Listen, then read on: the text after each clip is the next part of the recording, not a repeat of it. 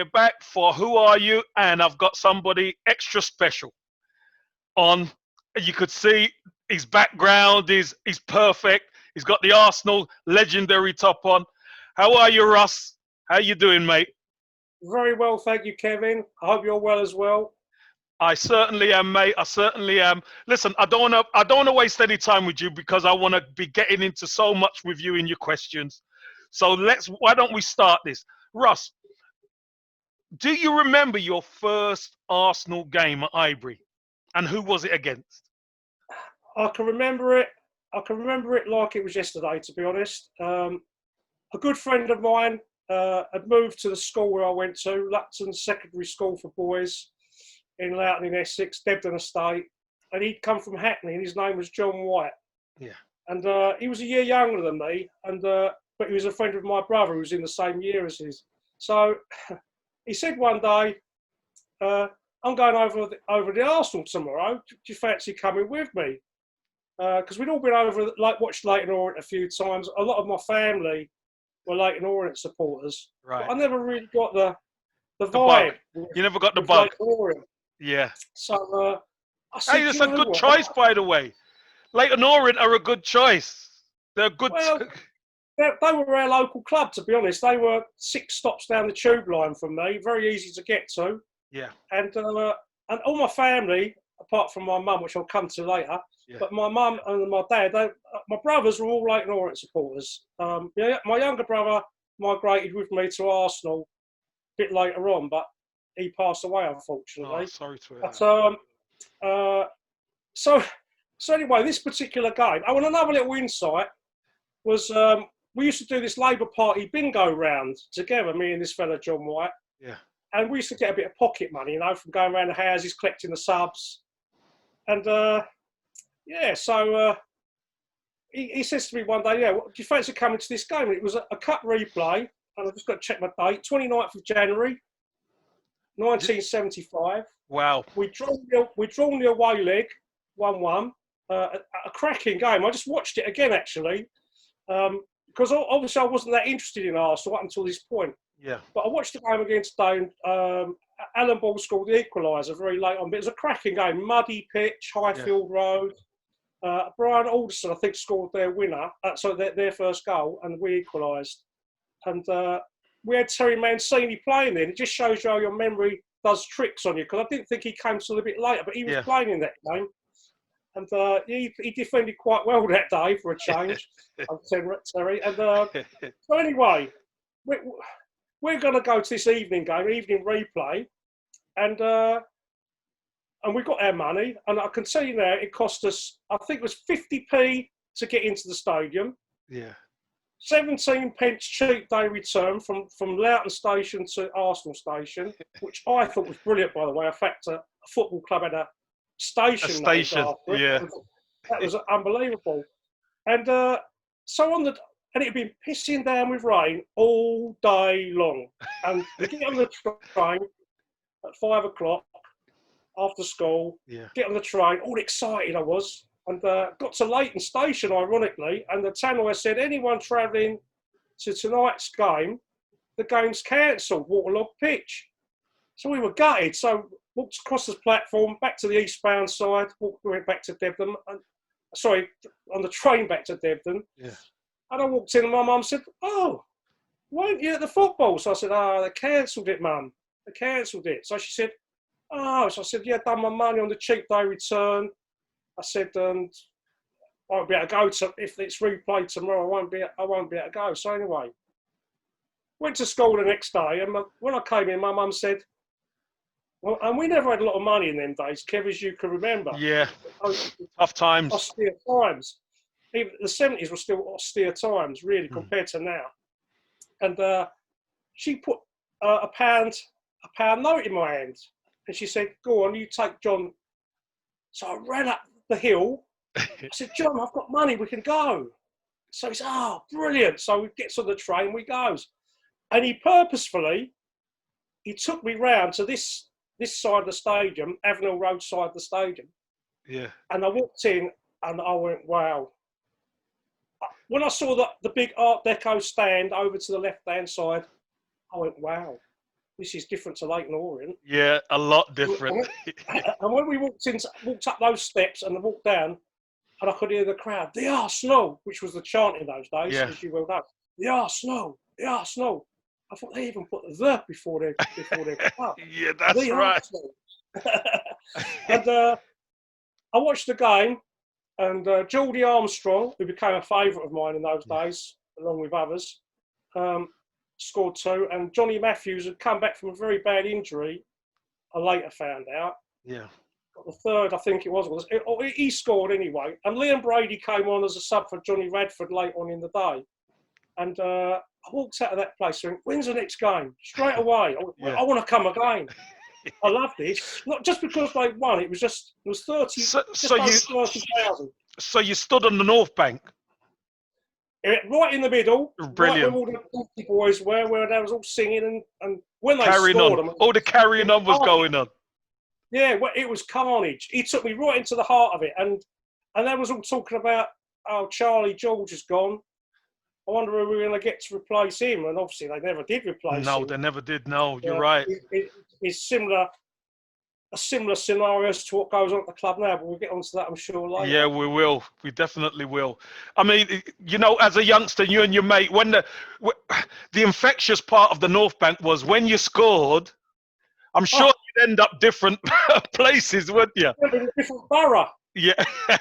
Different postcodes, yeah, different postcode and stuff. If you was in the slightly wrong place, you would end up about 40, 50 feet down from where you started. That's right. That's right. And we used to sing that song as well, "Knees Up, Mother Brown," and yeah, that was half the thing. It was just a laugh, really. It was the football at times in the 70s was pretty grim. Yeah. If you saw them win, it was a novelty, really.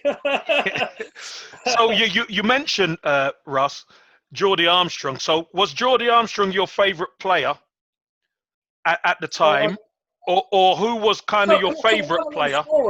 Can I tell another little story about? Of course Geordie? you can. Of course you can. When obviously this is my first season, and we got to the quarterfinals against West Ham. We won the cup that year. They had a good side, didn't they, West Ham? Yeah. And I remember being in the North Bank, and I think I'd had a few sherbets the night before. I was only 16, but I think we'd been in the local pub, the Golden Lion. I think it's shut now. And we got a bit tiddly. So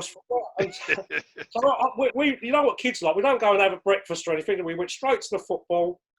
Had a couple of beers probably beforehand and went in, and it was absolutely jam-packed. And I know that there was fiddles on the turnstiles in those days. The official crowd was 58,000. Well, I'm telling you, there was more than 58,000 in there. You could not get a sardine into that. Yeah. Well, I passed out. Oh, I was down in the front because we couldn't get in a normal spot. There was all carnage going on at the top of the stadium like it used to. Yeah. And I was about 5 rows from the front. And I just passed out on the spot, just went out like a light. And I got, remember the old pictures of people getting passed down? Getting passed down, yeah. Me. And they put me on a trolley and they wheeled me down to the St John's ambulance down at the far end. Put the smelling salts up my nose and I came to life. Yeah. And then they took me back. Where was you standing, mate? I was at the front of the North Bank there. And as I was walking just to where this shoulder is here, Geordie Armstrong was taking a throw in. And as he went to throw the ball, I tapped him on the back like that.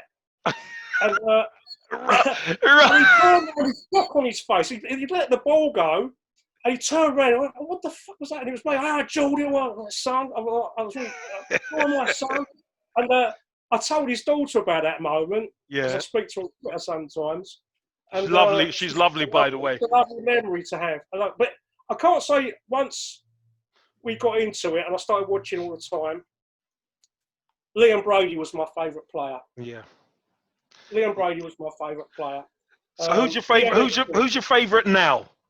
We could always come back to Liam, but who's your favourite player now? Because I know many people actually don't have a favourite player now. Not an Arsenal player. My favourite player now is Kevin De Bruyne. Yeah. When I watch Kevin De Bruyne, he's a complete midfield player to me. Yeah. He's very athletic. He's tactically astute. He's quality. Technique's fantastic. Quality, isn't he? Score goals. I think he's one of the best players of Premiership's seen since Patrick Vieira, Roy Keane. I think he's that good. I think he's an excellent player. So let's go back to Chippy. So let's go back to Chippy. Let's go back to Chippy. Well, no, credit where credit's due, Kevin, isn't it? I mean, we all love football at the end of the day.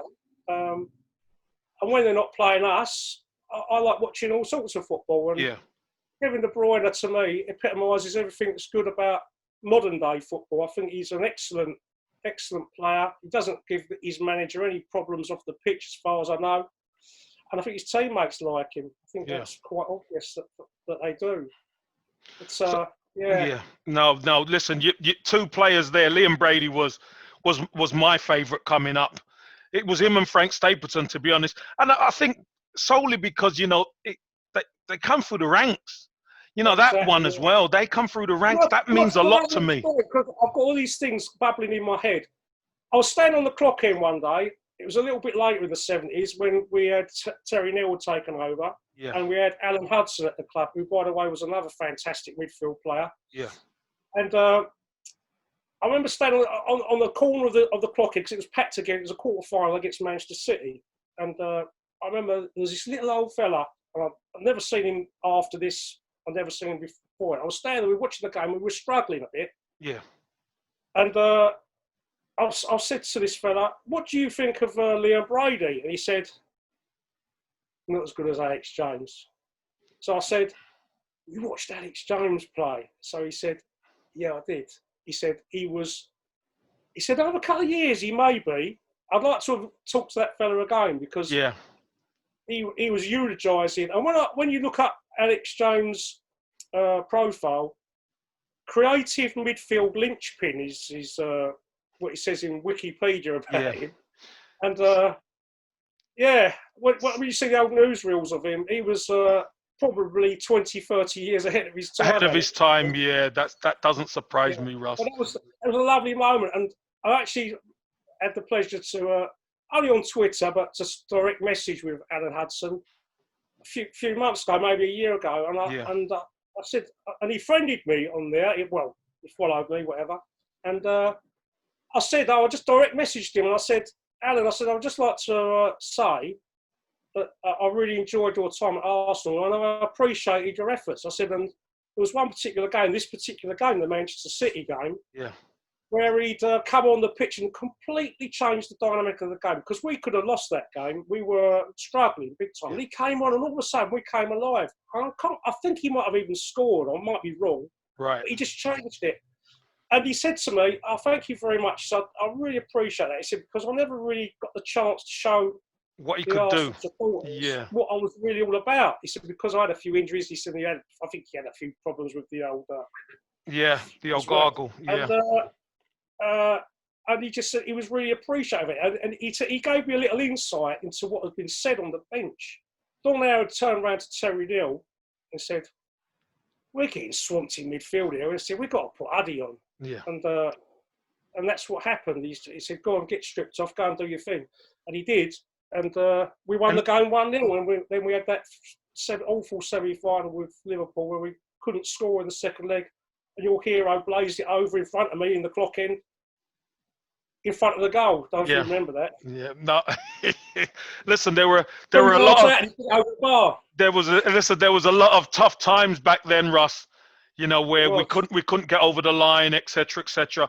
I know the goals we used to score, Kevin. The goals we used to score we was like in the 40s every year. We was basically just about getting a goal a game. Yeah, averaging a goal a game. Yeah, I know. Listen, again, tough times. A lot of these youngsters these days don't know they've been, who've gone through the Arsene Wenger era, who grew up then. It's like growing up in an oasis, because great football, winning trophies, world-class players, they don't know what's come before them, and now we're starting to feel it a little bit, aren't we, Russ? 100%. We have been spoiled. Other than even like the last 5 years, we've had 3 trophies, something that Tottenham fans would die for. But it's just the promises that we've been given, and the wrench from that beautiful stadium to go to another. To be honest, to be fair, a beautiful looking stadium, but it's not got the same history. Not the same feel. It's not the same atmosphere. feel. Yeah, it's not got the same feel. So you're right, Ross. It is a beautiful stadium, but it's just not the same. I think what we need is we need a team to win in there and challenge properly in there. Win the What we need title to do is so you get get to the that. last game of the season, get to the last game of the season, win a league, and then and everyone's celebrating there. Then it will feel like home, maybe. Yeah, I think we definitely. were very unlucky with the Champions League, weren't we? We moved there, we got to the Champions League final, and we weren't quite good enough in the final to get the result. Just to get over the line, but you know what Over the line in that history would have been completely different. Yeah, but you know, Russ, what the top teams do, clubs. If you're that close and against a great Barcelona team, and let's be honest, we should have won that game. Yeah, we should. Without that, Henry had 2 or 3 good chances. Yes, a few one-on-ones and stuff like that. You know, we should have won that game. But what do the best teams do? The best teams would have said, right, we are that close, we'll add to it. You don't break it up. You know, we've lost that in our DNA, though. We haven't got that in our DNA anymore. That what's the word? What to build on something, because that's what it is. All you needed to do is add a couple more pieces. That was it. That was all, because that side was incredible. What I mean by DNA is, it used to be. I always used to say this to Tottenham fans years ago. A player in this shirt would never give up. I never ever saw teams give up in this shirt until around 2012. So I've been watching Arsenal since '75. What's that? 37 years. I've never seen a team give up, and I see the team give up on numerous occasions. The 6-0 at Chelsea, the 8-2 at Old Trafford, the 4-0 at Southampton on Boxing Day. Games like this where, shouldn't be giving up. Capitulation. The final in Baku was all you need to know about what's in our DNA now. It's called jelly. It's called a spine of a jellyfish, and I'm afraid that is a very, very sad indictment on the football club.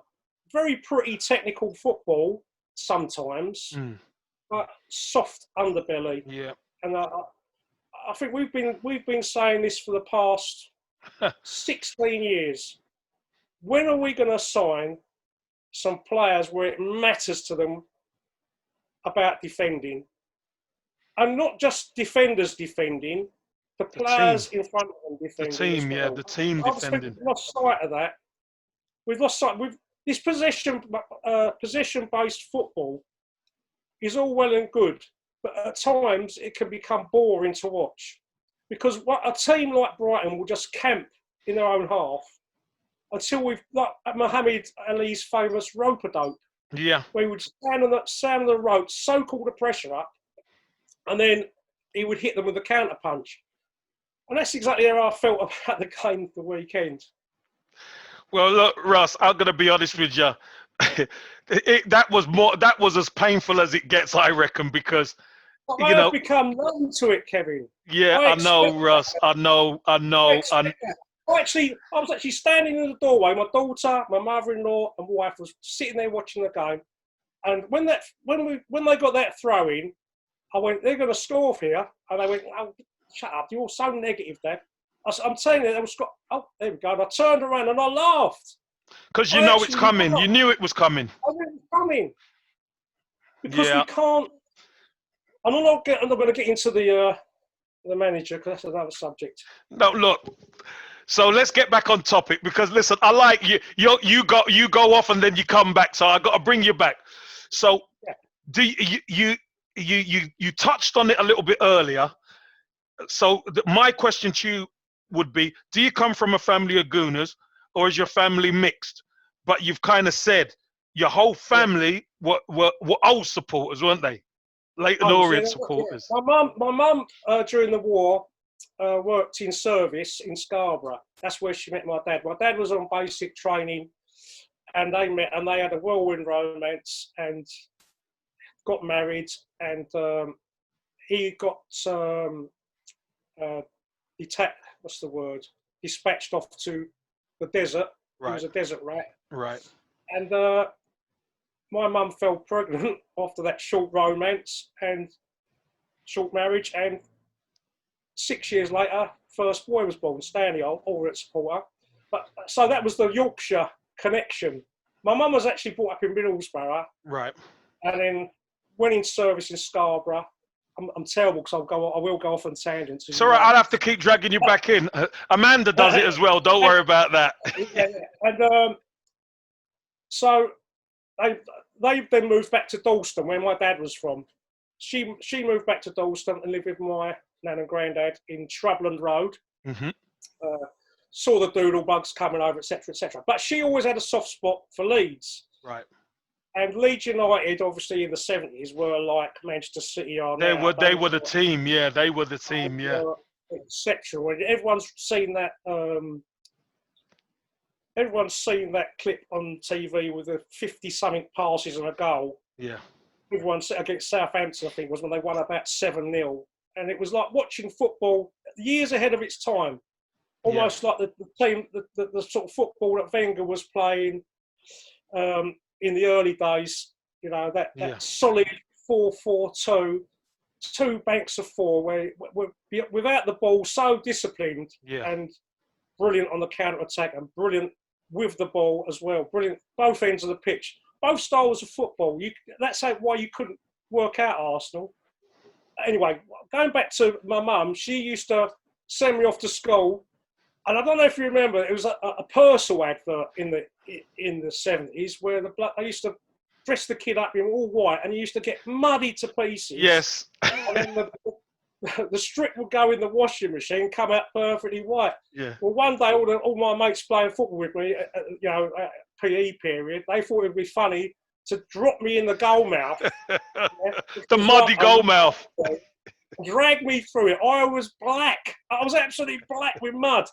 And when I went home, my mum said, "What on earth?" She said, "They don't have them like Leeds at school, Mum. They all think they're a dirty team, and they want to make me look dirty." Oh no! I bet your mum weren't pleased, was she?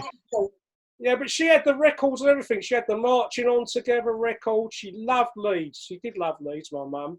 It's not sort of say she would want to go and watch them, but she loved watching them on the television. Yeah. And I always remember when we was kids, little kids, the cup final against, I think it was Leeds, when they beat Arsenal 1-0 in the League Cup final, I think it was. We were on holiday down in a pool in Dorset, and they had a television in there, and everyone was sitting there watching the cup final.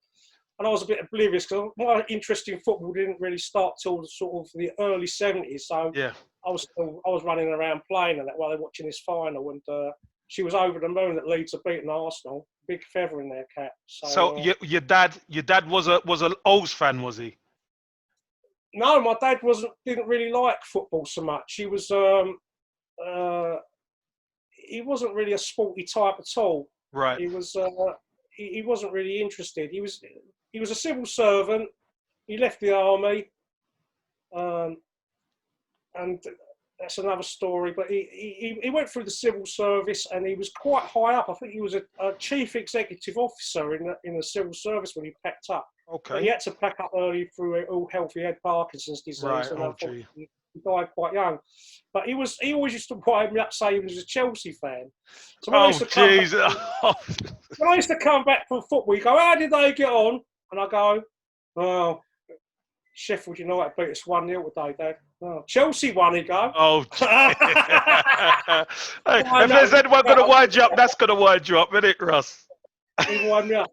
But my dad never really was interested in the football. But all my brothers, two of my brothers played amateur football, not a high standard, but I always remember them because there was a big gap between me and my next 2 older brothers. There was about a 10-year gap. Right.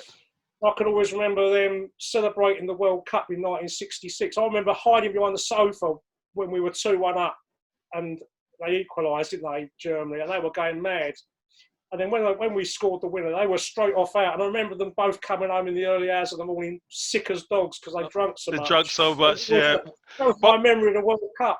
But what a great memory to England to win the World Cup. That's fantastic, Russ. Yeah, I'm very fortunate to have actually watched that live, and not really knowing what's going on. Though 7 or 8 years old, not really knowing what's going on. But it was. I always remember my brothers coming home absolutely rat-arsed, and my mum telling them off. So they were Orient fans. Yeah, that was Right. Orient fans. That's cool. That's cool. Okay. They're So both still alive, by the way, those two brothers. The oldest one and the youngest one have both passed. But okay. yeah, those two are still alive. And my oldest brother now, Peter, he was a part of when Rushton and Diamonds took off, and he used to go and watch those. Yeah, brilliant. Yeah, he used to go and watch those, and he was part of the supporters club there and everything. Because they moved nearer to Northampton, so they used to follow those in the old Doc Martens sponsored days. Yeah. No, they've got a great story. They have Rushton and Diamonds. Yeah. Okay, Russ. Yeah. I'm going to make you smile a bit now. Tell me about some of your Highbury Arsenal experiences, because I know you've got plenty of good uns and you've got a few bad uns as well. So tell me about some of your experiences, because did you you've been going home and away for a while, haven't you? Yeah, I had a big gap. I went home and away basically from when I went to work, 76. Yeah. All the way through to when I got married in 82. And then, well, obviously, once you get your flat and your mortgage and stuff, and then I got my own business a little bit later on. Yeah. My travelling away from home got a little bit curtailed. But getting back to your question, Highbury experiences. I've got some bad ones where I've been chased around the ground by angry mobs. I've got some good ones where where some of the banter in the crowd has been unbelievable. I mean, some of the Sammy Nelson one where he pulled his shorts down in front of the and Russ, did you always? Russ, one really funny. There's one really funny one. You remember the old marching band used to come around, and they used to come marching along that old drum major bloke used to come around, and he used to get the old band, and he used to just look round into the old band and toss the thing up in the air, and everyone used to go, and then when he caught it, like that. And that was all part of the day out. Well, one night I was there and he dropped it in the mud. Oh, you're joking. And everyone went absolutely mental, you can imagine, can't you? But yeah, and the little cards I used to put in around the side of the ground for the half-time scores. Yeah. Actual game experiences of good football. Well, there was some. Stuff. Well, late 70s, there was some cup runs, weren't there? There was some cup runs. 3 FA Cups in 3 years. That type of thing. Yeah, I mean, I went to all the games, all the away games virtually in those 6-7 years. I went to every ground that I could. I missed a couple of the nasty ones, the Middlesbrough one where the dart throwing incident happened. I missed that one, fortunately. I didn't want to be. I'd heard what was going to go on. I had a whisper that something nasty was going to go on. I didn't go to that one. Been to Liverpool, and I've been all around the country. But at home, it was the away days have always been better for me. Yeah. As much as I love Highbury, the actual game day experience of going away from home has always been more exciting. Appealed to you. Okay, so tell me. So what's your football? I think it's because the football's more exciting as well, because you're under the cosh a bit more, and the counter attacking is more prevalent away from home. Well, it used to be. It's not so much now. Yeah, it's true. It's exciting to watch, and I think you could get a bit more of a buzz from that. But and you've got all the home fans to have a go at, haven't you? And you've got the loudest ones. You've got the loudest, most passionate, loyalist ones with you. Yeah. And that's the thing I find a little bit frustrating, not so much at Highbury, because the atmosphere I always thought was good. When it was standing, was fantastic. When it went all secret, it got a little bit more middle class. Subdued, yeah. Subdued. Yeah. So, Russ, what's your favourite Arsenal away day experience over the years? And I know there's many, but choose one or two. The when old. I had my business, it was in Woodford Green, which is a stone's throw from the North Circular, which you could literally walk to Tottenham. You could literally walk there, probably 3 miles. So the Tottenham games were always special to me because a lot of my punters in the shop where I had were Tottenham fans, and I could hold my head up high if we'd had a good day, if we'd had a good result. And the one that sticks out, I couldn't even get a ticket for it. It was sold out. And I hadn't been to the first away one because I was heavily into my fishing in those days, fishing tackle shop, running teams, etc. And I've got because the semi-final against Tottenham in the League Cup. League Cup 87. Was it 87? 87, yeah. 87.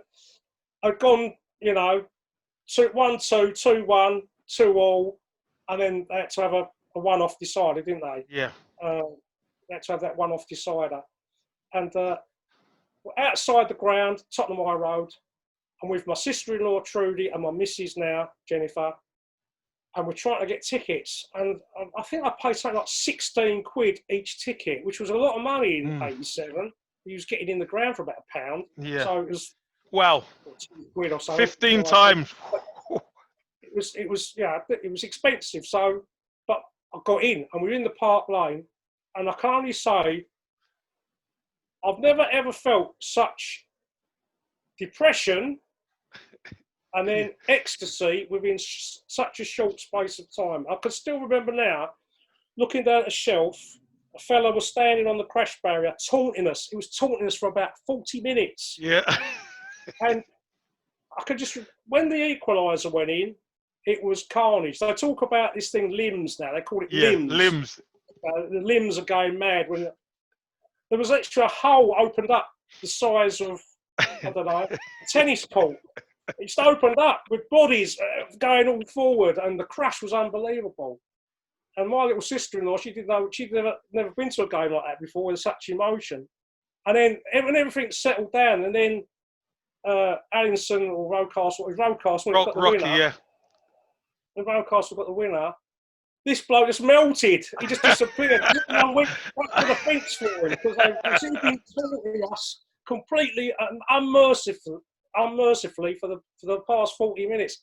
And then they just all slunk away. And we'd parked around in Northumberland Park and then got in the little car and then drove a few miles, absolutely ecstatic. That has got to be one of the best experience. I'd say it was almost, what's that word, cathartic. It was almost an out-of-body experience. The joy at their expense, it was just fantastic.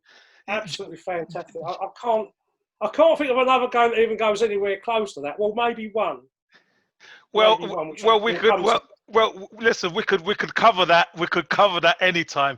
But I think what was quite ironic about that one, Russ, was because they half time, because they came over the Tanner and were telling their fans about how to get the Wembley tickets and all that kind of thing. And that was in the second leg. And then they've done it again. And then they've done it again that night. Do you know the word they used to describe that, Kevin? Go on. Spursy. Yeah, that was the first example of Spursy you could have ever seen. That is Spursy, and you know what? Screaming and shouting before the final whistle. I would never do that. No. Arsenal fans, we know we have got a big cock up in us at any time in a game. Even when we're a good side, we've always had a cock up. We always took it the long way, the tough way, didn't we? Always. Yeah. But no, it was going back in time a little bit more. Another really brilliant away game was the last replay against Liverpool in 1980 on the way to West Ham in the final.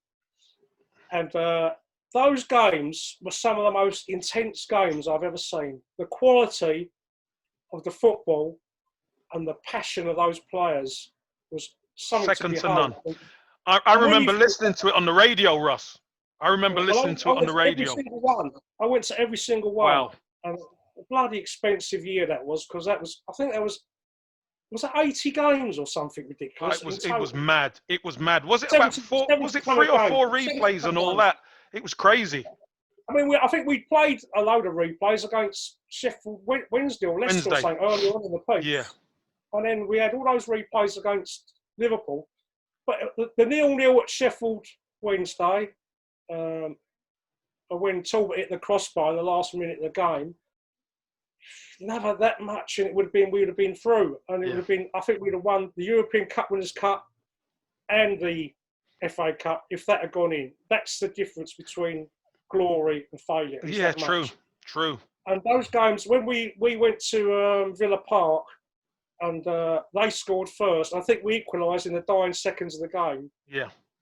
Man, that was something else. And then we scored first and they equalised in the dying seconds of the game. Yeah. I think Dalglish scored.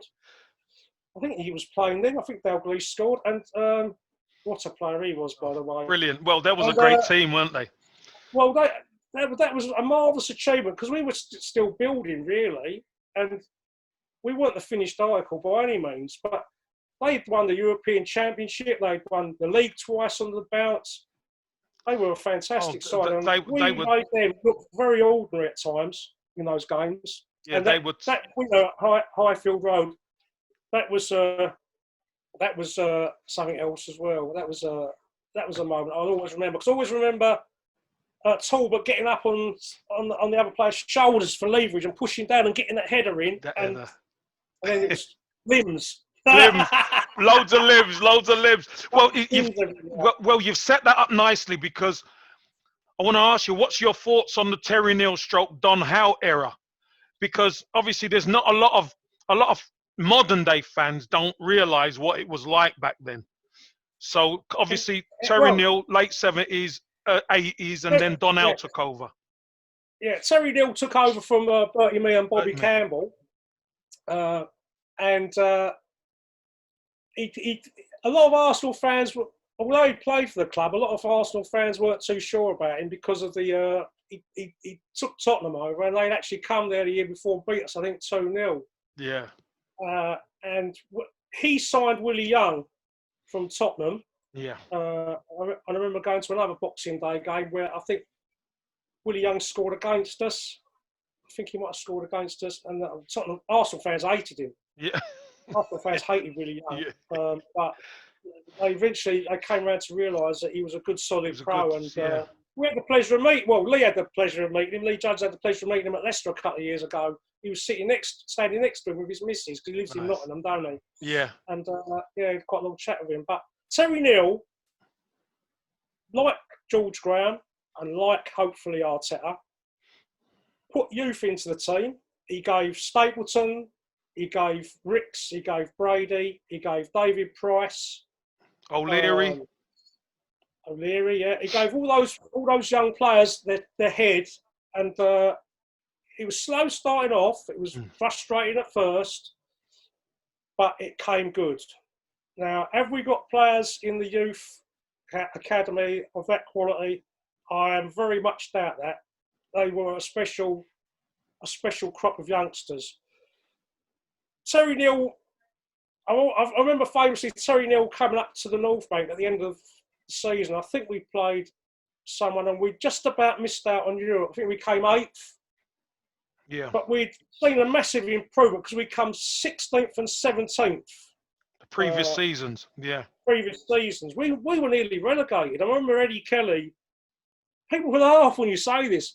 We were nearly relegated. Eddie Kelly scored a goal at Easter Saturday or Monday. Yeah. A 30-yard streamer free kick.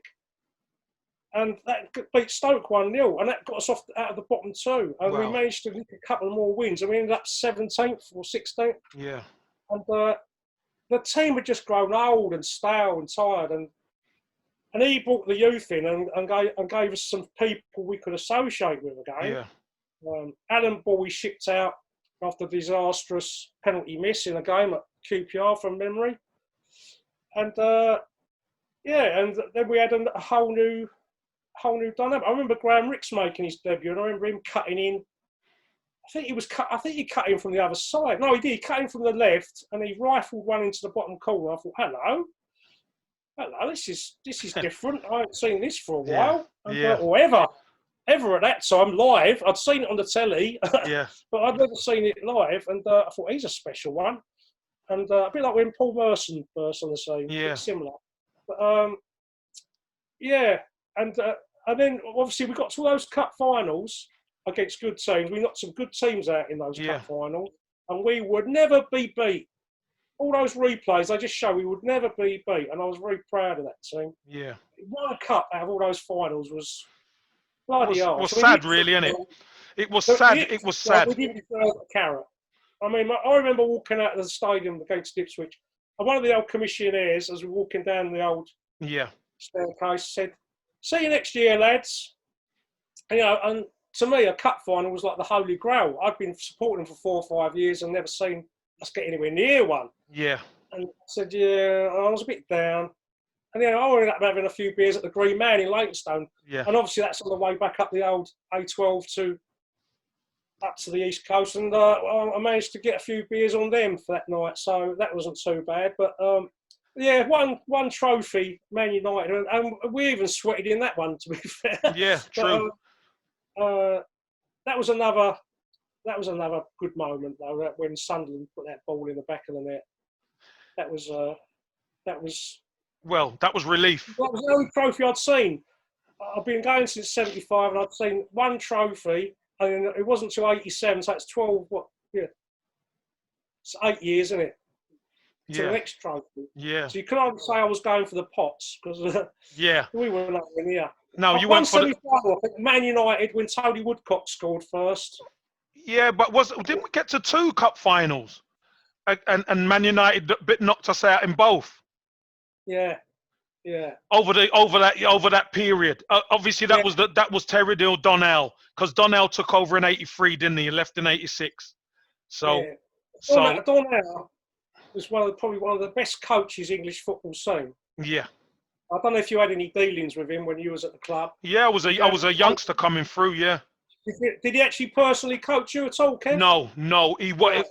What happened was Pat Rice used to be our coach with Vic Akers, and it was in pre-season at London Colney. After he coached obviously the first team, he would come over then and watch the coaching for the youngsters. Yeah. So to have Donnell there, you could imagine, he's the first team coach, he's the manager, etc. It was unbelievable, and he would always have a nice word to say and stuff. Proper football man. Yeah, proper football guy. He played a short while for the club as well, I think, in the 60s. Proper football man. So a fantastic attention to detail, Donnell had. Yes. Pragmatic attention to detail. But obviously, it's the same situation as we've got now. The board had let Liam and Frank go. That's right. For not much money. And I don't blame them for going because, as history is told... Yeah, we weren't going anywhere, really, were we? We weren't going anywhere. It wasn't until they went that they pulled their finger out. It's the same old story. Yeah. I mean, if we'd have had Woodcock and Mariner and Stapleton as back, as squad, and Brady, and others. Yeah. Then you got a team then, haven't you? You got more of a team then. Yeah. So that's a bit of taste in the mouth for me. I watched Liam Brady scoring goals for Juve, picking up man of the match trophies every week, winning Scudettos. I think he won. Did he win 3 there? I think he won 3 on the bounce. And then Platini, was it? Yeah. Was Platini before or after and took over for him? Came after Platini. And he was gone then, and he ended up at West Ham. And West Ham fans told me that he was something else to watch. And then obviously we got the Petrovic thing, didn't we? We had the Petrovic. Yeah, Vladimir Petrovic, Was Don there when Petrovic was there? Was who, sorry? Was Don House still there when Petrovic came? Don House was, of course, yeah. He was there. Yeah. It was a funny thing with Petrovic because I'm not quite sure what his position was to this day because we always used to stick him out on the right wing. And no one would pass him the ball. And it was almost as if to say, oh, Johnny Foreigner, we're not giving you the ball. and it frustrated me because He was a good player. He had was ability. He had a lot talent. of technical ability. And Yeah. someone actually said to see him at the ground a couple of years ago. They saw him outside the ground and spoke to him. Really? Yeah, and I can't think who it was now, but they said they'd seen him outside the ground and he'd chatted and he'd been recognised. And because he scored a couple of goals, I think, in his last game at West Ham before he went. And he was man of the match, and it was his last game. His last game. Again, Probably before his time at the club. Yeah. You know, before his time. Well, so let me put a smile on your face here, Ross. Did you go to Anfield in '89? No. And what was your day like? I apparently enjoyed it. What was your day like? Because you know what, Lee Judges says to me, he wasn't confident that they were going to win, so he didn't go or anything like that, and he regrets it to this day. So, what's your story about '89? What a mug! What a placky, eh? He's a placky. Oh, jeez. Also, I was in the height of my shop business career then, right. and I'd been to a few of the evening games. Saturday games were out of the question because my shop was it was a business day of the week. I'd been to a few of the games and I'd seen the disastrous result against Derby when Dean Saunders had scored that goal. He was always a thorn in our side, that bloke. I know, he was. Quality Saunders, he really was. He's a quality player. And then Wimbledon did the normal thing, didn't they? And I remember Winterburn scoring that screamer with his right foot. I was in the North Bank that day, and I remember just seeing him. What's he doing? He swung his boot at this thing. So I thought, why had I seen that before? And it just screamed in the bottom into the top, and it gave us a little bit of a lifeline, only a tiny smidgen of a lifeline.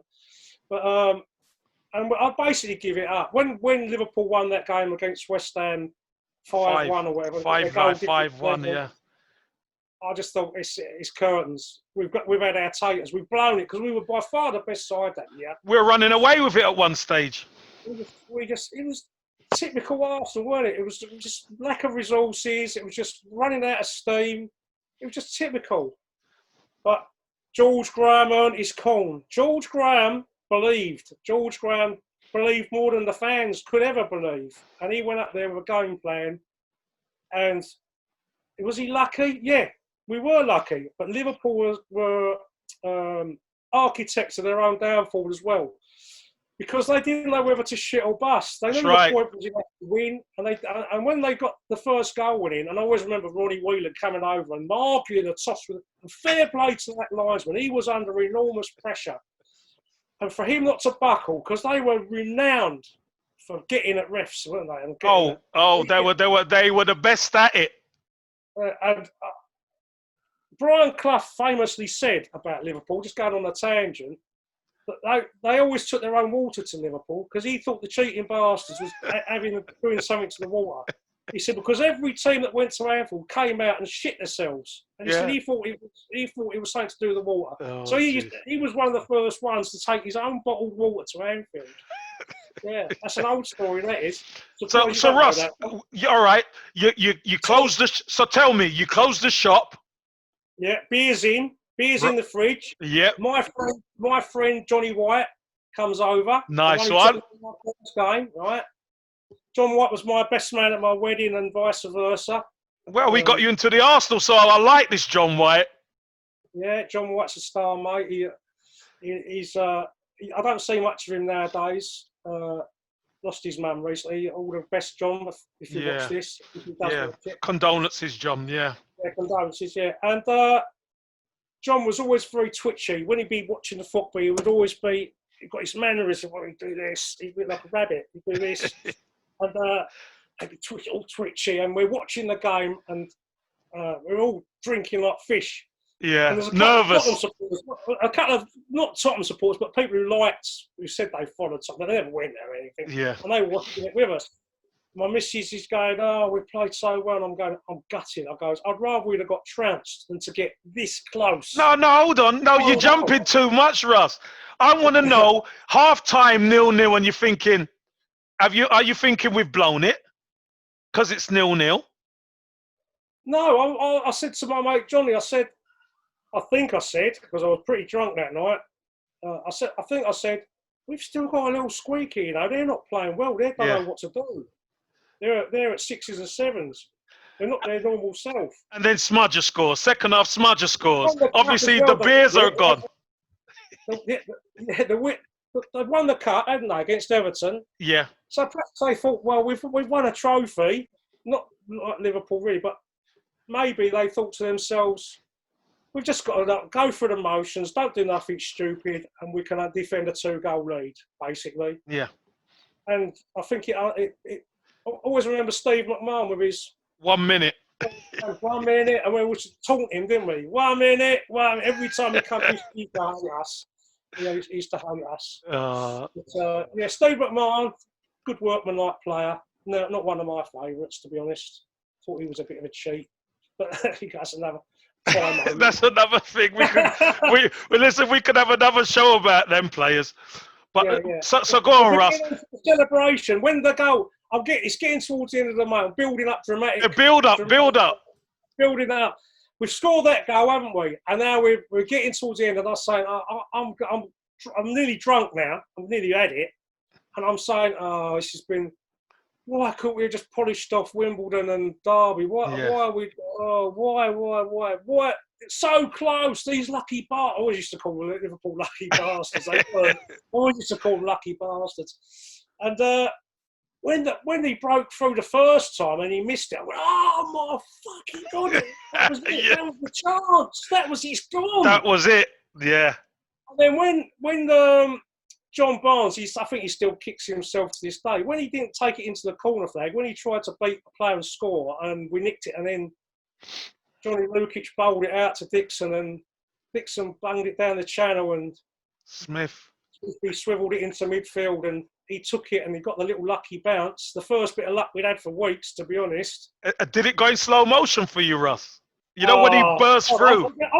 He's got to shoot. And also when it nestled, I went absolutely mad. And the beer hit the ceiling. Me and my mate John was cuddling. We were just jumping around. The two Spurs balls were sitting, deserved that. They said they deserved that. All right. Good. Get out. Yeah, get some beers. And then my mate John, we went up to the pub up the road, the Cricketers, and the governor there was a Spurs fan. Ooh. Right? So we went outside. My mate John spewed up with the nerves of it all. Yeah. He absolutely cried roof. Was it the nerves or was it too much beer? Come on, Russ. The nerves and the relief. Oh, right. And we went in the pub and we started singing We Are the Champions. And this Tottenham, he got right So I said, Dave, be quiet. I goes, this is our time. And like that. And he went and just walked out and left us to it. Brilliant. Absolutely brilliant. Yeah. And I went to open the shop the next day because that was on a Friday night, wasn't it? Yeah.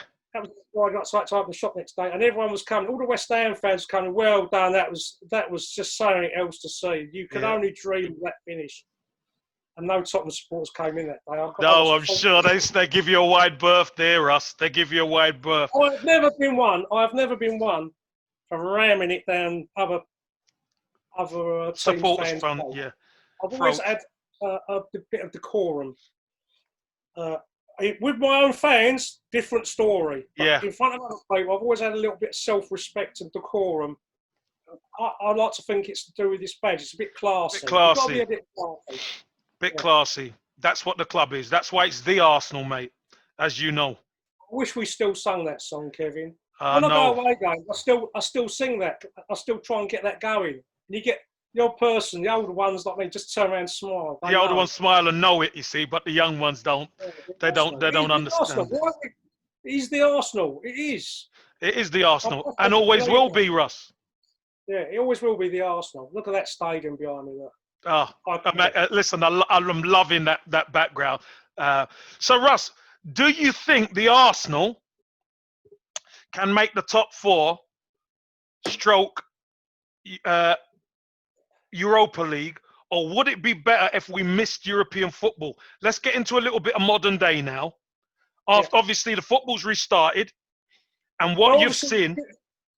when you ask me to do this, as you know, I don't like doing this sort of thing. I struggle with this sort of thing. I'm not really a public kind of guy. Yeah. So when you first asked me this sort of question tentatively before,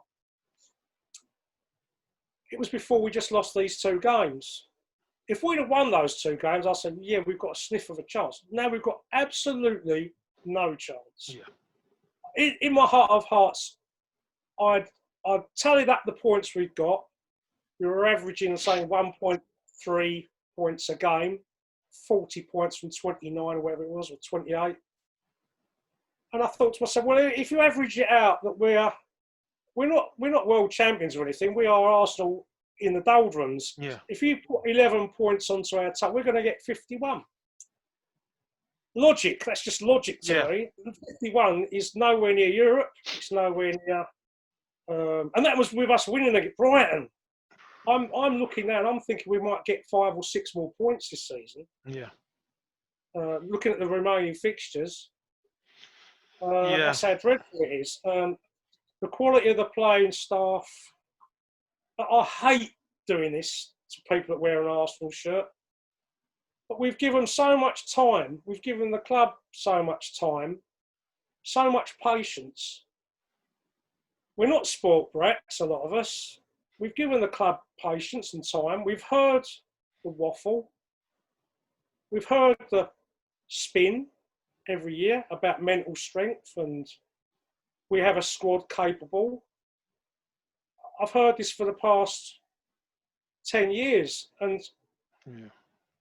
why is that done? Is that done to justify the price of the tickets that they're charging, or is it out of blind belief? Because I think it's done to fool. It's done to fool us.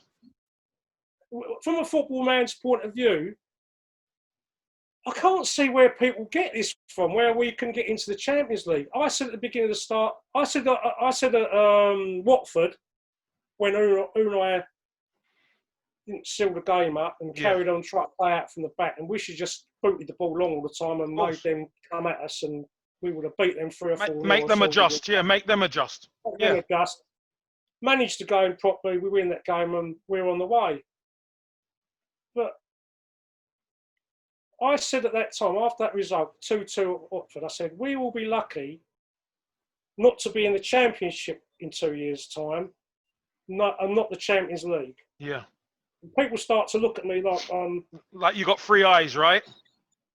Like I'm a lunatic. Yeah. But who's the lunatic now? I can only comment on what I see, Kevin. Yeah, eye test. I see a midfield that abdicates all responsibility when it hasn't got the ball. Yeah. I see a midfield where a player can run 40 yards unopposed and reach the edge of our area regularly. Yeah. It's not happened so much under Arteta, and it's made us a little bit more pragmatic and a little bit less creative.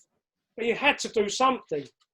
You had to do something to adjust the style of play because the players in midfield are not quick enough. Well, Russ, they're not effective enough, and they're not ballsy enough. Russ, this takes me on to number 9. You've just mentioned Mikel Arteta there. So what's your thoughts on the job Mikel Arteta has on his hands at the Arsenal? Because you're kind of going into that now. I liken it to a puppet with its hands tied behind its back. If Jesus H. Christ was manager of our football club, he'd have been here 2 or 3 weeks, and he'd look up to Dad and he'd say, "There's nothing I can do here. There's nothing I can do here."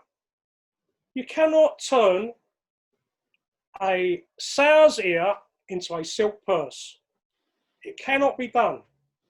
You have to have players of a certain quality and of a certain mindset to implement this playing out from the back. Now, whether he's been told that he's got time, I wouldn't have thought he would have took the job if he hadn't. And I'm not putting any pressure on the man. I am giving him 100% support from now to the end of his contract. No grief from me whatsoever. And any real Arsenal fan now should be doing that because he has got no tools to work with. Now, if this board do not furnish him with the tools. We have to go after them big time. We have to, for the good of this club. Because if we don't, and I hear it all the time, oh, you're never going to get rid of Kroenke and his cohorts. You'll never do it with hashtags on Twitter. You'll never do it like this. You'll never do it like that. Well, I'll tell you what, if you're so fucking brainy, all of you who think he can't be got rid of, or the way we're trying to get rid of him, i.e. the we care do you scenario, which was stopped dead in its tracks by that stupid signing. And I don't think that's gone away, by the way. I think that will come back. If you've got a better idea, you be the one to come forward and put it on the table. Put it on the table and let's dissect it and see if we can. The main thing here, Kevin, is they're ruining our club. Well, they're not ruining it. They've ruined it. They've ruined it. We've gone from a position of strength with players like Cazorla, Ozil in his pomp, Sanchez, the last two proper marquee signings we had, in my opinion, Santi Cazorla and Sanchez, two fantastic footballers. We've gone from all that pace and power to weaklings. And you know what, Russ? Here's the thing that always baffled me. We know what we needed. We needed a centre half, and we needed a holding midfield player. And a goalkeeper, which has sort of been addressed. The jury's out with me on Lino. I think he's a good goalkeeper. He's a good goalkeeper, but is he top class? I don't think so, particularly.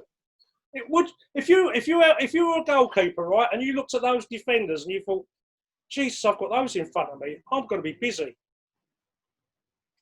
Like Dubravka is at Newcastle, the busiest goalkeeper in the Premiership. Brilliant goalkeeper, by the way. Again, he needs to be. Where would they be without him? But getting off. If Lino's our best player, what does that tell you about the state of us? We're in dire trouble, Russ, and I put it out there. I think you saw it, where I said, all my fellow Gooners, we are in the mire right now, and it's only going to get worse. It's only going to get worse. If we do not unite against this man, he will literally take us to disaster. There's no two ways. These people he's put in charge football. What's the word I'm looking for? The director of football role. Gazidis Mark II to me. I'm sorry, he's Gazidis Mark II. What deals have we seen that you've gone, wow, he's pulled that one out the fire without spending a shitload of money, which we can't. Well, Martinelli's the one, right? Martinelli's the one. I'll give him Martinelli. Edu has done a miracle getting him. Well, Russ, hold on a minute. I've got to say, and I know he's young, that Saliba signing. Obviously, we haven't seen him. We've not seen him in an Arsenal shirt yet. Yeah. But the pedigree says he's the next main defender going to come through in that French team, right? So we've got him. What we tend to say is, why don't we buy him young? So we've bought him young. But he needs somebody alongside him, doesn't he? This is the problem. And young Dan alluded to this. He said, would you want young Saliba learning from Mustafi and Socrates? Oh, no thanks. You've been in professional football. You know how important it is to have good role models on the pitch, to have good direction on the pitch, not just be left to it, just be fed to the wolves and be left to it. That's what I fear. I really do fear that. Difficult, but the whole thing about Kroenke and this board of directors, not the board of directors because they're all old, but the people, what I call the managing directors, the executive officers, Sandy I, Ben Cartersham, Gus Fay, Edu, they're the ones who are now pulling the strings and reporting back to the board and getting the okay, as far as I can see. There's obviously been a bit of a war there with Keswick, he's gone. Yeah. But and at the end of the day, some people are saying, oh, they're going to do good business. And one of the criticisms of Wenger was that he wouldn't deal with super agents. Yeah. And this fella does. But when we get in signings like Pepe, when we need defenders, and when we need defenders, we're getting players like David Luiz. He's never been a great defender, has he? He's a good footballer. This is the problem. He's a good footballer. You can't question that David Luiz is a very good footballer. But when he's under pressure at the back, he makes too many mistakes. Mm.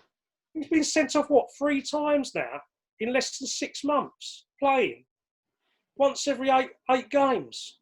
That's just not consistent madness. Defending. And it's been found out against the big teams. They know, the big teams know, if we get on his shoulder, we can get behind him.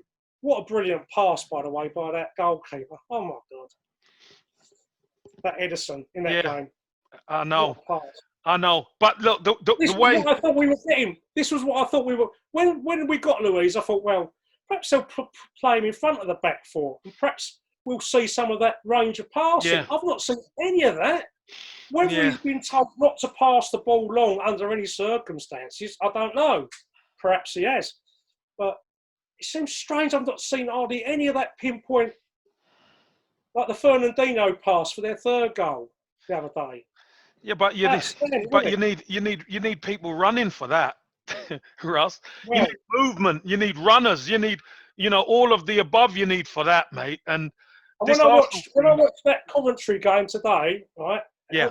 People who are watching this, if there will be anyone watching this. If they watch that Coventry game at Highfield Road in 1975, and they watch the pitch, they look at the pitch, the quagmire of the pitch, and they watch Pat Rice, I think it was, he gets the ball, and he looks up, and Alan Ball's run 30 yards to the channel from the middle. So he's been on defensive duty in the middle. He's busted a gut to get out and make that pass for Pat. And he's overlapped, and he's put the ball across, and Bradford nearly scored the winner on the day. Yeah.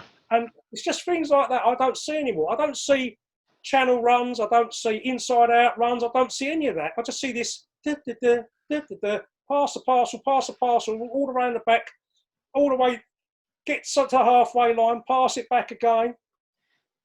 That's not football, Kevin. Well, do you know what, Russ? Again, mate, it's one of these, everyone's taken on this Spanish mantle. Yeah. And there's more than one way to play football. And you know what I always look at? If you haven't got movement, if you have got no runners coming from midfield, because that's what Ramsey was very good at. Ramsey would run from the middle of the pitch, he'll run in behind, he'll run to the channel. He will create a problem for a defence. We haven't even got that anymore. A player who's brave, who will run from the halfway line straight at their defence, maybe beating 1 or 2 players on the way, maybe not. But to be brave, to know he's got cover behind him if he loses the ball, and to have players making themselves available either side of him, then we can open teams up again. Playing 1-2s round the outside of the box and then going from one side of the box to the other is never going to open a team up. It's so easy to defend. I know, Russ. You've got to get to the byline and put ball in. And then once the ball's in there, you've got to have a centre forward who gambles and puts his head in where it hurts. And we haven't got one of those either. Well, look, we're going to... Russ, listen, I could be speaking to you till next week. Me and you, we're going through this. But I've got to get to the last question here. Oh, wait. We're on the last question already. I can't believe it. And we're over an hour. Can you believe that? So, look. I thought we were going to be longer. Way I go on. Listen, well, this just sets us up. We've got to do a part 2. We've got to do a part 2, right? So, Russ, if you could change 3 things at the Arsenal to improve the club, what would they be? And that's anything. I had a long think about this one. The most important thing at the Emirates, I still call it Highbury, but it's the Emirates, is a standing section. Because to be honest, where I sit, I stand most of the time anyway. It's a complete farce. Are you in the North Bank or anywhere there? Sorry? Are you in the North Bank, Russ, or anywhere? I'm just, as you look at where the coaches sit, I'm the last row of seats where the corner flag is. Right. So I'm basically still in the west side. I'm the North Bank On end. North Bank end. North Bank end. Right. So I'm right in line. I'm right in line with the goalkeeper, and well, nearly in line with the goalkeeper. I'm a little bit off. Probably 6 yard box is the view. Yeah. And basically from about 5 or 6 rows to my right, all the way round to the side of the North Bank net, everyone's standing.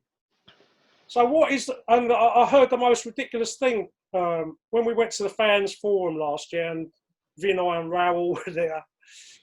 Someone asked a question about safe standing, and this is how clueless they are, and they probably never even gone and stood in the ground. He said the rake of the stadium is not conducive to standing. The rake being the pitch of the angle of the. So I said to my mate Kenny, who's standing next to me, I went with Kenny Warby. I said to him, what's he talking about? I said, we're all standing anyway. We can all see. Exactly. I said, I've never heard such nonsense. That's how much out of touch they are. So that's one thing I would do. I would have a dedicated standing section in the lower tier from corner flag to corner flag, both ends of the stadium. So the away fans all the way round to the corner flag that side, and the home fans all the way from corner flag to corner flag that side. Safe standing. You haven't got the scenario we were talking about with limbs in the middle of the North Bank, where you used to literally have a fight to stay in your ground. Yeah. It was literally like a massive punch up in there. It was mental. When you scored a goal, there was many a time when I've had like fists coming past my face when we scored. Where people have punched the air. Yeah, just happy, isn't it? Happiness. Yeah, it's not. There's nothing malicious in it. Just No. happy. And, number 2, obviously, this owner has got to fucking move on. Yeah. Sorry for swearing. I've tried. No, don't be. Listen, this is for adults, He's mate. got to go. He's got to move on. By hook or by crook. And I'm just hoping it's for the good of the club and not to the detriment of the club that he stays too long. If he stays too long, when Usmanov made him that offer, he made him a very good offer. That's just sheer greed. He was quadrupling his money in the space of 8 years? He was there, and now he's losing money every year. Usmanov knew, Russ. Usmanov knew what he had to do to try and get the club, because he knew, because they wouldn't even let him on the board.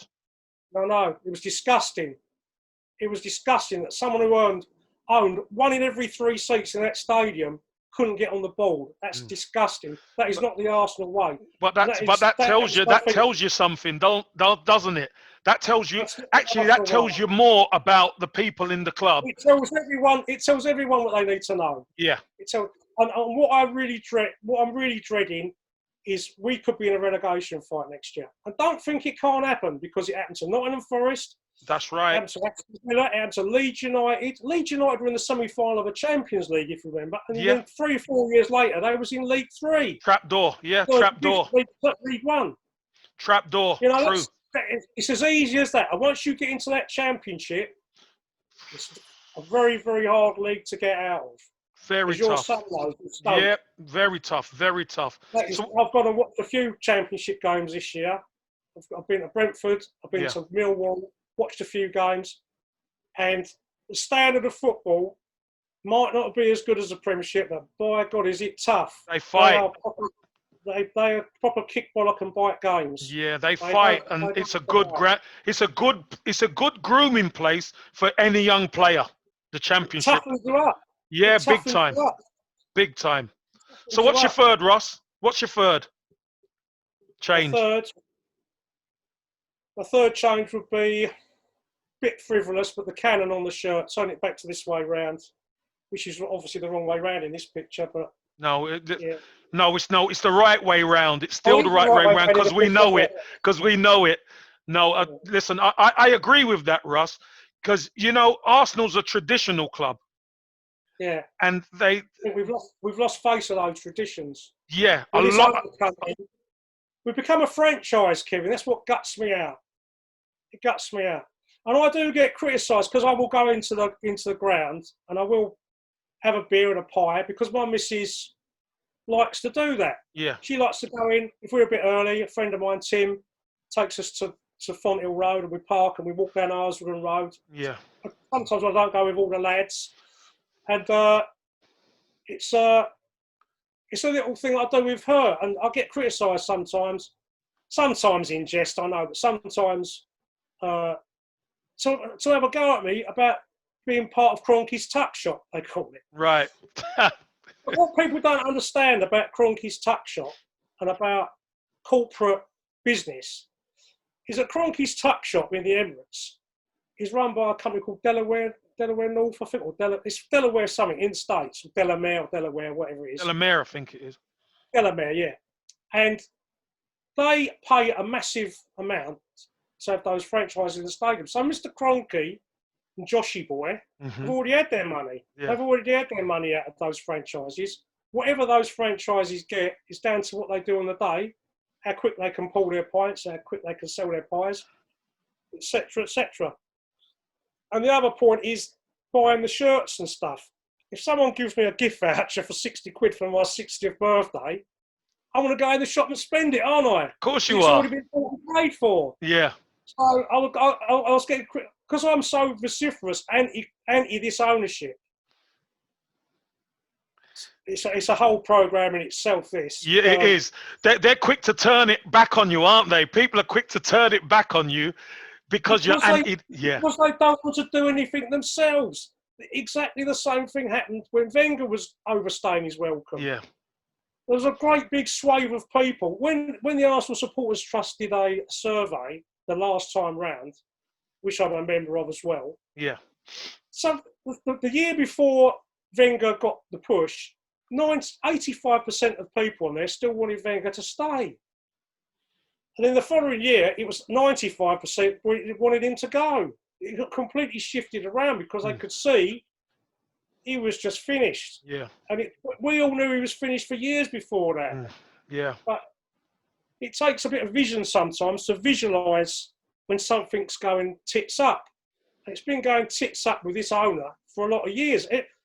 You've got to be blind if you can't see that going from a Champions League qualifying team and a team that could give anyone a game for 3 or 4 years, the first 3 or 4 years Kroenke was there, to selling all our crown jewels over the past 10 years is not detrimental to Arsenal Football Club.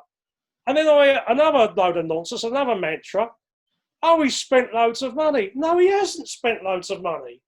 The books are balanced every year, transfer-wise. We sold Iwobi and whoever else to finance the payments on Pepe. It's just nonsense, I hear. It's just schoolboy nonsense. They're not living in the grown-up world. Russ, but many don't want. Do you know what I find, Russ? Many don't want to admit it. Many don't want to because it's too painful. Maybe. I made a point on my Twitter account the other day that there's people. It's an hard one for me to remember the exact gist of this. I'm struggling a bit to get to the. Get your phone. Get it up. Yeah, no, I'm not going to do that. But basically, people. This is the thread. It's just come to me. Traditionally, that North Bank, right? When Arsenal were doing crap, people voted with their feet. They wouldn't stand there and slag the players off. They voted with their feet. The ones who really cared would be the ones like me after the Walsall game when Terry got the sack, screaming for their head out on Evenil Road. Yeah, and shouting, "Sack the board!" Because we were fed up. We were the ones that really cared, not the ones who vote with their feet. Aren't the real fans? They're the pot hunters. They're the ones who come when the good times are there. Yeah. This was the point I was trying to make to this fella. And the people who vote with their feet are the ones who say, "Oh, well, you can't get rid of Kroenke. He's making too much money." How can he be making too much money when we're not in the Champions League, when we're making a loss every year? That's a pathetic excuse. He's making too much money. What? He's not. It's such a ridiculous comment to make. I wanted to get back to one point as well before you wrap me up. Is when you start talking, I will get slaughtered for this, by the way. When you were talking about favourite experiences on away days. Away day, right? Go on. Away days, yeah, away days. I was lucky enough to meet a mutual friend, obviously Lee, through social media a few years ago, and he managed to get me onto his friend's coach trips, Tiny's tours. Tiny tours, yeah. Tours, right? Big Tony, who gets the nickname obviously Tiny for obvious reasons. Yeah. And some of the best away games and worst have been with that bunch of fellas. What a cracking bunch of fellas they are. They really, they look after me like granddad. They do, and they do call me some bad names. They call me a senile old bastard and things like that. But it's out of love. It's out of love. And I drive the bus sometimes, and I tell you what, I do laugh when I'm on those bus. When I'm on that bus, I do have a laugh, and that's what will never be taken away from me. Whoever owns this club is the fact that we have such a crack. We'll have our moan. Yeah. We'll take the piss out of each other, but then we've still got good mates there who follow the same club, and hopefully it will come good again. But I think I'm going to be a lot older before it does, Kevin. Well, you know what, Russ? I seriously hope you're not. And you know, it's been absolutely brilliant to get you on and listen to your stories. I know you've got so much more in your head as well. So I know a couple of things have just come into my head. Yeah, well, you know what? Save them, because we're going to have to do a part 2 with you, Russ, because you know what? We're already at 120 minutes, 120 minutes, mate. And I consult salesman. No, listen, it's great. Listen, and the great thing is, you don't even need to sell it because you're authentic. I know it. Everybody knows it. I'd love to get you on for part 2. I haven't got any agenda as regards self-promotion or anything like that. I'm not into all that. I know, yeah. I just want to, because you're a friend of mine, I treat you as a friend. You treat me as a friend, then I will come and do this for you. Fantastic. I do find it difficult. I've got this facade of being confident, but it's deep down I am a shy person. No, listen, Russ. Listen, well, if you're shy, let's do a part 2. Let's get rid of the shyness. I'd love to get you on again. Give somebody else a chance. No, I will, but I'm saying it not straight away, but a bit further down the line. I'd love to get you on for part 2. Yeah, I'll get a picture of the clock end up next time. Oh, lovely, lovely. Brilliant, mate. Listen, Russ, you take care. Thanks a lot. Okay, yeah, and you take care and stay safe, and love to all the family. Cheers, mate.